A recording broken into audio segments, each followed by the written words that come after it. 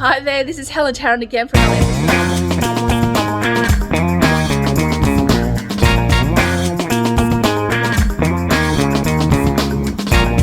Here with our whole team. Wow, it's massive.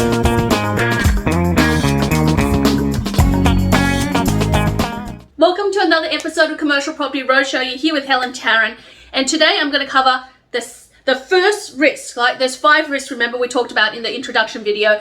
If you don't know what they are, please go and refer to my previous video that was uploaded last week, and which introduced you to the different risks. Today I'm going to talk about tenant risks, right?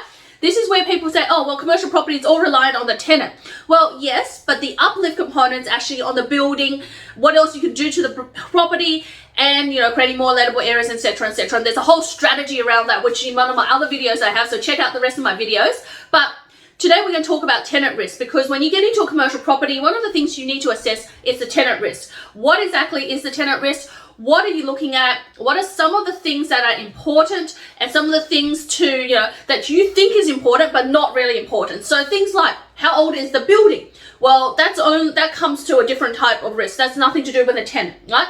And sometimes that's important to some people and not to others. As long as the building's been upkept and functional in good condition in commercial property, they should be fine going many, many years and decades forward, right? So it's not like, it's dilapidated because it's been there for 20 years, 40 years, 50 years. So that's very different. Another thing is, people think about how long has the tenant been there? And that's a really good indicator of the future. Yes, it is, but also that is only the history. And to the best of our guesstimate, we can see the history and think that in the future, they've got many, many years going forward. And that's absolutely true. But we have seen during COVID, brands disappear overnight. We have seen pop-up stores that's become really, really popular. We have seen that there's been brands that came up during COVID that is now going to flourish going forward. So just because they've been there for 10, 20, 50 years does not mean they're going to be there for the next 10, 20, 50 years. But it is a high likelihood. And we can tell that by seeing, how long they've got along the lease, how many lease renewals they've had, or lease options they've taken up in the past, how many options they've got in the future, and whether they've added a new option recently. So all of those is good indications of whether the tenant's going to go forward and continue to be there in the future. But also, tenants do restructure their business. So if they're a franchise, sometimes the head office owns the lease in the beginning. They negotiate the lease, then they pass on to their operators, which is just totally normal. And then the operators may then, sell it to one of their senior staff members. This is just in the normal course of business. So tenants change, and that does have inherent risk, but it's not as great as some of the other risks I've got posed here. So let's have a look each and every one of these risks here. So what we're seeing here, the first one is area and foot traffic. Why is area and foot traffic so important? And what exactly is area and foot traffic? So what we see is, for example, you've got this shop, right? Let's say this is your shop front here. So this is your shop here.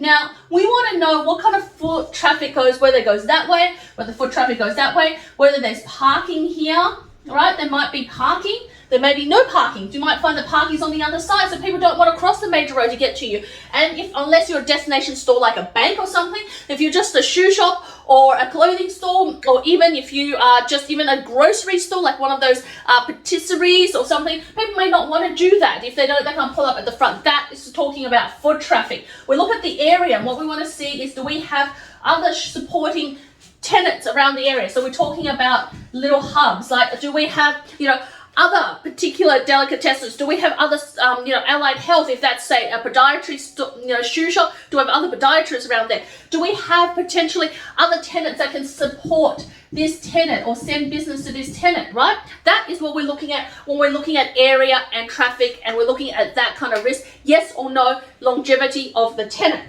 So that's one thing. The other thing is competition. Now, competition.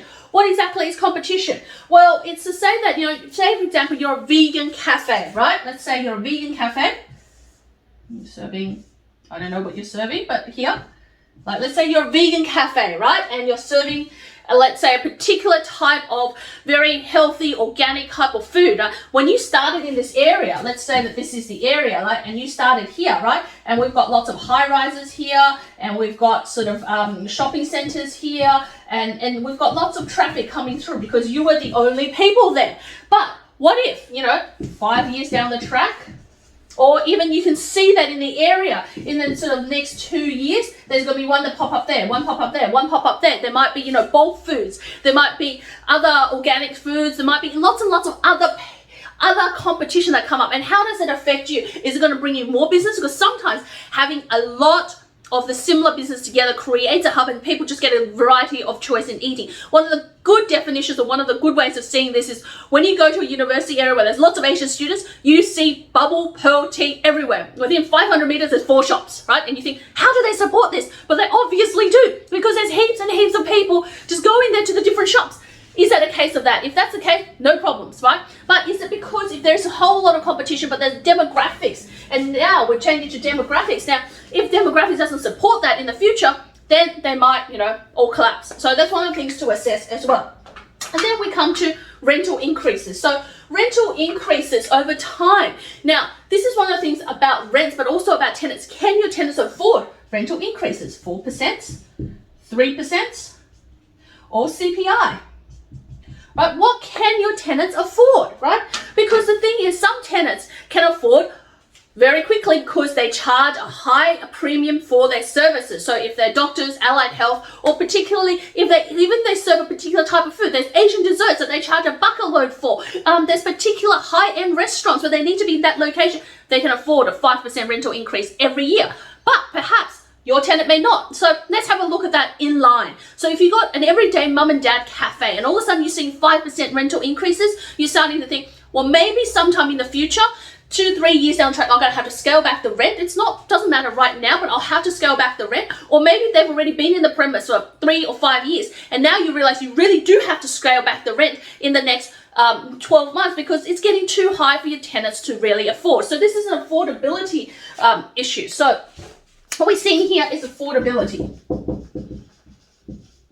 Can your tenant afford the rent, right? So, or is it too high, or is it growing at an exponential rate? It can be really, really good growing exponential rate, but you don't want to send your tenant broke because that is going to cost you a lot of money. So that is where your other risk is. And then finally, we're looking at demographic changes. So what exactly is demographic changes? So demographic changes is who's moving into the area, who's moving out of the area. And do you know that? It only takes 11% of a particular ethnic group to actually tip the scale, right? 11%. So for example, you having a lot of so white Anglo-Saxons in this area, all of a sudden you have a whole lot of overseas people buying to that area. It might be Asian, it might be Indian population, it might be, you know, Arabic background, whatever it is, might be Muslim background, whatever it is, right? 11% is what tips the scale and gets more and more people in that demographic coming in. So you might end up, so we have different suburbs like that. For example, a Sunnybank and Eastwood, we have Glen Waverley, you know, all of these areas that are Asian population driven. And then we've got areas where we might be Vietnamese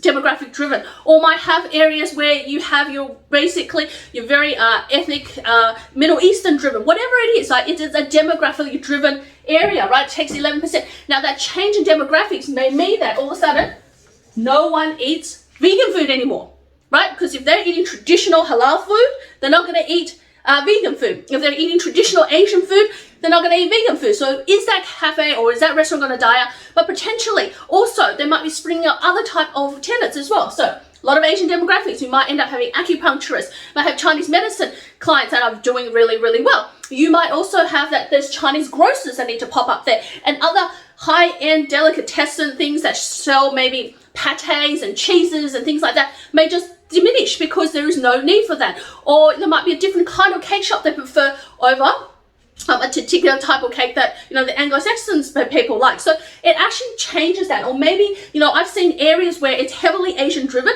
and you have office buildings all full of tutoring, right? You wouldn't see it in any other demographic except for an Asian demographic full of tutoring tenants. So they've got piano on one level, they've got guitar, they've got maths, they've got English, they've got all of that all congregated in one building because it's just around the corner from a huge amount of apartment blocks. And that's what's changed, right?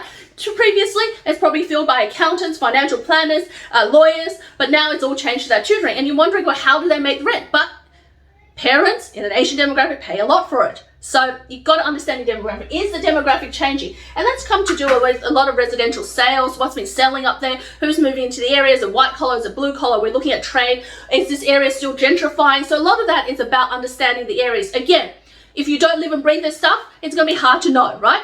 So I always benchmark it to, you know, all the suburbs around Sydney and what other areas in different cities look like. And that's why we're always on the road looking at properties. So next week, I'm actually going to take you to Adelaide when we're looking at inspections in Adelaide. So you get to see us down there looking at and exploring the area. But in the meantime, these are your 4 things that we look at during the due diligence process. And sometimes it's hard to get your head around it when you're looking at different suburbs and different areas, and we're taking you across Australia when we're looking at a property for you. And this is why you need someone that's in your corner, someone that is absolutely building a portfolio with you and for you. So if that's what you're interested in, you want to jump on a strategy call, reach out to me, helentarrant.com, or email me at helen@commercialpropertycashflow.com.au. And tune in for the next video where we talk about the next risk, and we're going to go in depth in each of the risks. So watch my other videos, watch this video, and tune in for the next one. In the meantime, subscribe, hit the bell, give me a thumbs up if you liked it. Tell me if there's any other questions you have or you want me to cover in commercial property. Until next time, keep hunting, and I look forward to building you a passive income portfolio through commercial property. Bye for now.